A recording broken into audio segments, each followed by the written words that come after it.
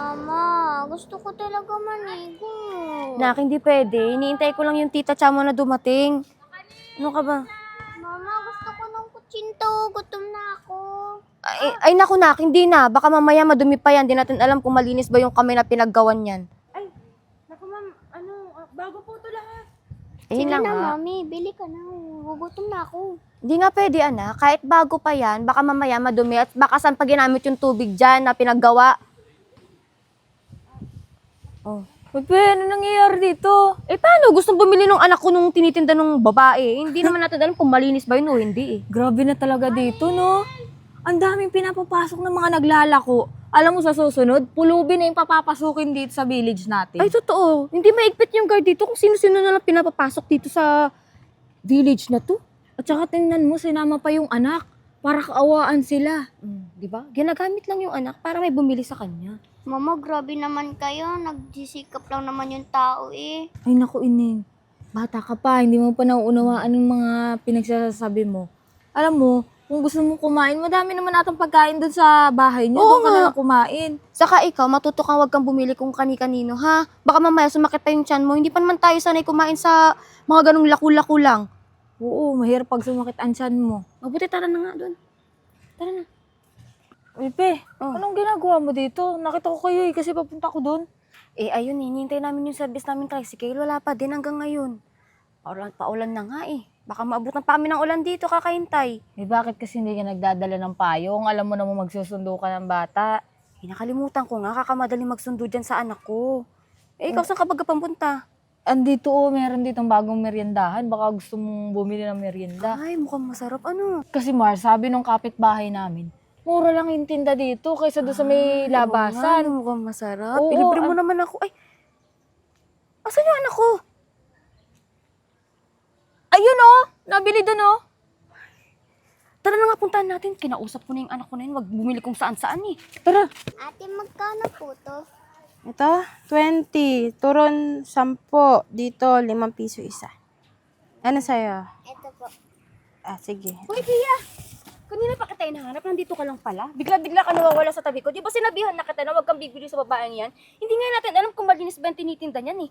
Ma'am, malinis. Gusto ko lang naman po, tikman. Hindi, akin na nga yan. Malinis naman po to eh. Ah, Malinis Pia, alam mo, baka sa susunod gusto mo na din maglako ng ganyang paninda. gusto ko lang naman po tikman kasi parang masarap po eh. Ano masarap dyan? Tingnan mo nga yung titinda niya. Baka kahapon pa yan Ay, tinitinda. oo, hindi na ubus yung paninda niyan kahapon nung katininda ulit. Akin na yan. Ayoko po. Gusto ko po to kainin. Tsaka bakit ba lagi mong kasama yung anak mo? Eh, Itoy, ano bang pangalan mo? Ilang taong ka na? Oh, tamo hindi nagsasalita.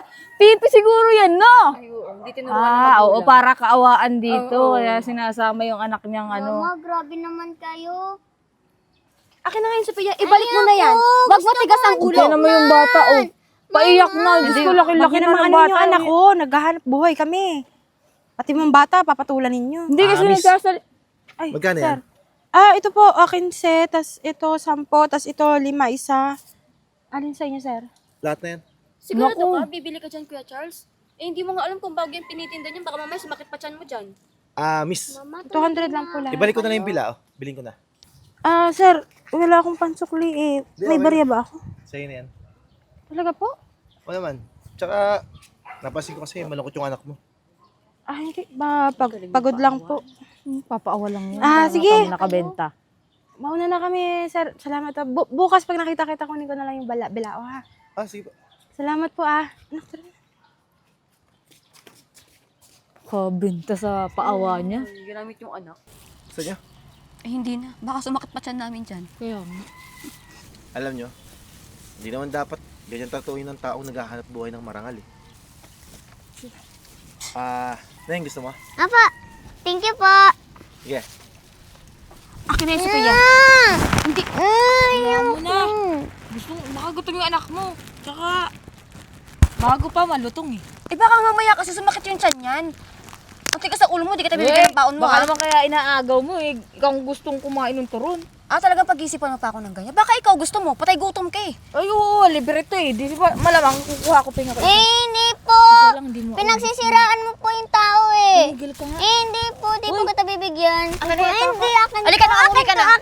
Sophia, mabuti gusto mo kung ganyan eh. Para nanguwi na tayo. Lagot ka sa akin pag-uwi ah.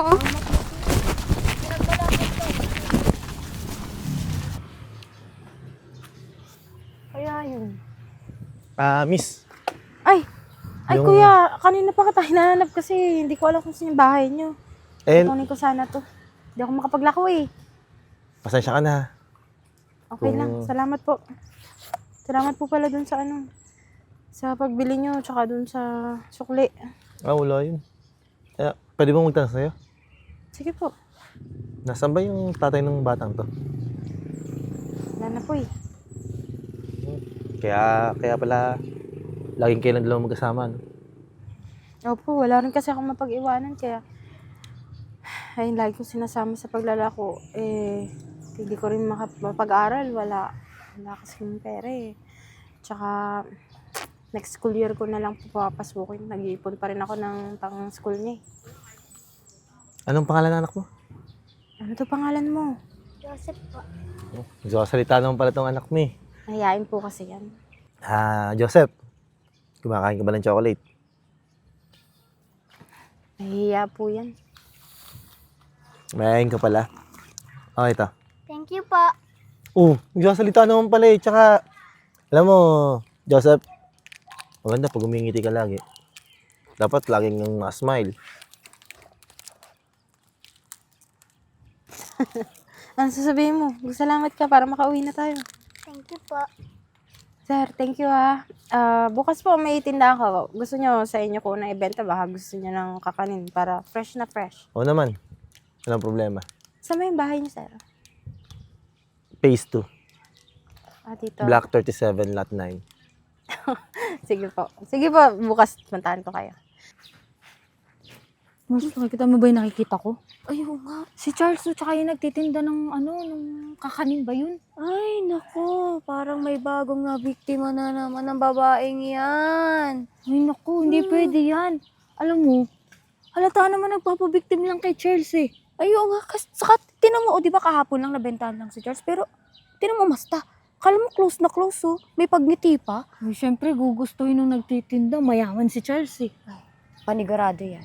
Baka mamaya ginagamit lang si Charles, no? Ay, oo, para yumaman. Pero, naku, hindi pa pwede yung mas mahihigatan tayo nung magtitinda na yan. Ayun. Eh, pag naging sila ni Charles, di yayaman din yung magkukuntsita na yan. Ano ba yun? Kutsinta? Kunchinta. Ay, mali. Kuchita? Bahala na. Di kasi ako nang kumakain. Kadiri kaya yun. Kala mo mo, napakayaman mo, girl. Wala ka ba man lang probinsya? Maraming tindang ganun. Wala. Ano ako, laki ako sa city, you know. Arte mo, kala mo naman, nayaman mo. Talaga? Bumalik tayo dun sa usapan natin. Tingnan mo naman yung Saka alam mo, nila. mukhang malandi talaga yung babae yan. Kunyari lang na mainhin. Di ba? Halata naman eh. Hindi Manggagamit. pwede yan, Mars. Hindi yan ibigin ni Charles, no? Siyempre, pipili yan ng Ka-level niya. Oo. Tara na nga. Tara na, baka makita tayo ni Charles, magalit na naman sa atin. Baka naman abutan tayo ng ulan, girl. Kaya nga, time pa. Di ba si ano yan? Ito na naman ito, nagbebenta na to. Wala akong dalang paninda. Pero ano ginagawa niyan dito? Kaya nga. Ba't nandito ka na naman, girl? May hinihintay lang ako. May nahihintay o baka magbebenta ka na naman. Eh, kaso mo, baka iba naman yung binibenta. Ay, mukha nga. Ano ibig sabihin? Bakit?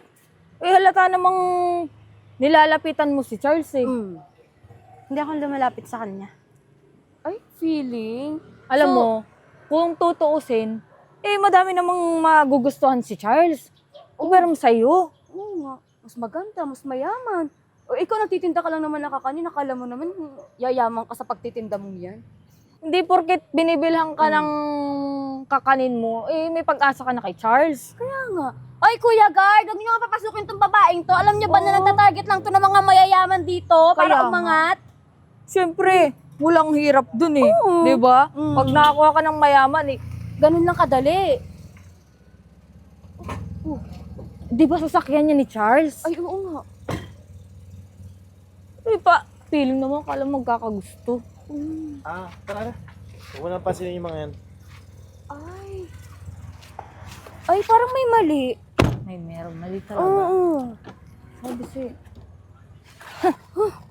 May mali talaga eh. Bakit ganun kabilis? Sabi sa'yo eh, iba ang binibenta Ay, eh. oo nga. Iba talaga. Sinakay sa sasakyan. Love. Ah. Sarap ng tulog ng anak natin Natin? Oo naman. Di ba, kasal na tayo. Wala pala. Thank you sa pagtanggap mo sa aming mag-ina. Siyempre. Mahal naman kita eh. Tsaka, isa pa pala, lilipat ko na yung pangalan Joseph sa apelido ko ha. Talaga? Oo naman. Thank you kasi kahit nagtitinda lang ako ng kakanin, napasok mo sa buhay mo. Aba, hindi naman yung batayan ng pagmamahal, di ba? Panigurado, napagod tayo sa biyahe. Gutom ka na, no? Pagluto na kita ng hapunan, ha? O siya, sige. Gusto mo tulungan na kita? Hindi na, tsaka nagpahinga ka lang dyan. Ay, oo nga pala. Yung gamit na lang ayusin ko, ha? Wait lang, may tatawagan lang ako. Yung phone ko. Love, nakita mo yung phone ko? Huwag na. Hindi! Nasa taas siguro! Tahan natin nandiyan ganun si ba? Charles. Dali. Bilisan mo. Tao. Ay, Kuya Charles! Andito ka na pala. May mga dala kang gamit. Ay, makikingi lang sana ako ng cotton buds. Meron ka ba? Cotton buds, wala ba kayo nun? Ay, wala. Kaya nangihingi ito si Pe. Eh, tsaka, saan ka ba galing? Kasi isang buwan kang wala eh.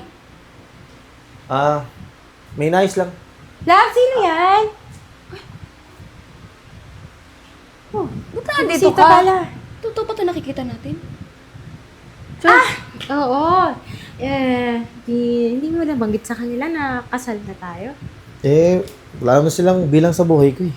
Sabagay, baka nandito sila. Kasal kayo? Bakit? Ano masama? Naku, Charles. Bakit naman nagpaloko ka sa babae na yan? Ano kayang ginayuman nitong babae na? Kuya, sigurado ka ba na sa babaeng yan? Kayo ba, sigurado ba kayo sa buhay mo? Eh, wala naman. Concern lang kami kasi hindi namin nakakalain na papatungkad sa nagtitinda ng kakanin. Alam niyo kayong dalawa, yun lang naman yung alam niya sa akin. Nagtitinda ako ng kakanin. Wala kayong alam sa buong buhay ko, kaya pwede ba tigilan niyo kasi sa akin? Oo, wala talaga kaming alam sa buhay mo. Alam mo kung bakit? Kasi alam lang namin is nagbebenta ka ng kakanin, tapos pumupunta ka dito para maghanap ng mayaman. Alam mo, love. Ganun kasi kayo, mapanghusga. Love. Parang andali na lang sa kanya yumaman, no? Dahil ginamit niya yung titindi na lang kakanin. Alam niyo, para pwede ba? makuha Umalis si na lang Kuya kayo. Charles. Tsaka na, ba't pagpapansin yung mga yan? Wala namang kwentang tao yan eh. Tsaka, alam mo, tutusin, mas mataas ka pa sa mga taong yan. Parang narinig ko nga nangihingi silang cotton buds. Wala pa silang pambili? Ewan ko. Alibay lang para makasabit ng chismis. Yun na naman ang kaya nilang gawin sa buhay nila eh. Ay, naku, Kahit kuya. pala sa subdivision, may mga chismosa. Marami. Ay, sabagay, eto yung dalawa. Eh, wow, kami pa. Eh, curious lang kami. Bakit may mga gamit dito? Ay, baka madumi kasi gamit mo pa ata. Mabuti pa umalis na tayo. Mabuti pa nga. Oo, kasi pagod kami Basta sa kuya, anime. ito, sinasabi lang namin, baka mamaya piniperahan ka lang ng babae niya. Oo, pinipirahan ko talaga siya. Ingit kayo? Gusto niyo ba? Huwag na patulan yan. Love, ako na nga magluluto. Sige. Pero gusto ko yung kakanin mo eh. Turuan mo nga ako nun. Bukas na lang, pagod tayo. Sige naman na. Sige. Buti naman at napapasyal ka dito. Alam mo, naboboard na nga ako dito mula nung nag-out of town yung asawa ko. Oh, Ibiga! Si Kuya Charles. wala nag-out of town, may business trip. Sayang naman, babasketball sana kami. Ah, Ate Virgo, thank you nga pala dun sa mga kanina binigay mo. Ang sarap nun ah. Kaya nga, Virgo eh. Oo nga, Mars. Natikman ko yung kakanin na yun. ang sarap ba? Ay, salamat Gusto ko nga ulit magbenta, kaya lang ayaw naman na ng asawa ko. Pinamigay ko na lang sa inyo. Sige, gagawin to kayo ulit. Salamat. Saan malakad mo? Iyayain ko nga sana si Kuya Charles. Wala naman pala. Uwi na lang ako. Ikaw? Wala, tambay lang. O sige, pasok ko muna dito. Kakalipat lang, close na agad ang mga kapitbahay. Feeling close. Ito na naman tong dalawang to, oh. Bakit po ba? Anong problema nyo? Mabait po sa Virgo, hindi katulad ng iba dyan. O, ano naman ngayon? Wala Napapansin lang namin kung ano yung nakikita namin. Tsaka, kung ang feeling na parang bilong ka na dito sa subdivision, daming kaibigan, akala mo naman talaga. Baka pinaplastic ka lang yan. Wait lang talaga sa Ate Virgo. Di nyo katulad dalawa. Wow! Kami pa ngayon ang masama. Kung may... Sinasabi lang naman namin yung totoo. Tsaka, bakit ba kayo lapit na lapit? Diyan magtitinda lang naman. Baka mamaya mga kasama niya natitinda din, ano? Hindi kasi siya plastic, si Virgo. Marunong siyang rumispeto at makisama sa amin. Kaya nga yung mga rider na pumupunta dito takot sa inyo. Feeling kasi mga mayayaman. Wow, defender? Alam niyo, hindi ko naman kailangan pagtanggolin sa sarili ko. Nakikita naman dito kung sino yung gusto ng mga tao. Ang tagal niyo na nga dito pero wala naman kayong kasundo. Ay, alam mo, Cha, alam ko na kung bakit bumait yung mga yan. May gayuma yung tinitinda niyang kakanin. Saka, syempre, nililibre kasi sila ng kakanin. Oo. Kaya naman, close na sila. Ang cheap nyo naman, kakanin lang. Tapos, magpapapiling close na kayo dyan. Kahit noon pa lang na magtitinda pa lang siya noon, mabait naman talaga siya. Oo nga. Kaya nga, may na kayo dito. Wala kayong magandang dulot dito eh. Hindi nyo ba pansin yun? Dati pa lang, ayaw na ng mga kapitbahay natin sa inyo kasi masama ugali nyo. Ay, talaga? Opo. Ayaw nilang mariltok eh. Okay lang naman, tanggap ko lang naman na magtitinda ako noon. Pero hindi ko matanggap yung ayaw sa akin ng mga tao lalo na sa mga ugali ko. Hindi ko... Pili, Nahiya? bakit nakapangasawa ka ng mayaman? Nakaangat lang yung akala mo naman kung sino nang Ay, di ba yung mga asawa niyo, foreigner? Kaya nga nakabili kayo ng bahay dito. Kaya huwag niyo sasabihin sa akin na nakapangasawa lang ako ng mayaman. Ha? Sige na. Yung nga mga asawa niyo foreigner, uwi lang kayo rito eh. May mga asawa naman yung sa ibang bansa. Wow, bakit kilala mo yung asawa namin? Mabuti pa tayo na nga kasi Foreigner mga pala. epal naman yung mga yan eh. May sa kayo, pati dito sa subdivision. May kayo. Wala naman kayo magandang dulot dito eh. Hayaan mo na. Huwag mo na patulan yung mga yan. O siya, sige, papadalan ko na lang kayong kakanin. Sabihin ko ng asawa ko pagdating, ha? Sige ate, uwi na rin kami. Masyado na madilim eh. Oo. Sige. Pare, gusto mo, dito ka muna, Jaylin. Turuan kita magluto ng kakanin. Sige, ano na ako ah. Sige. Sige, sige. Paano ba ito buksan?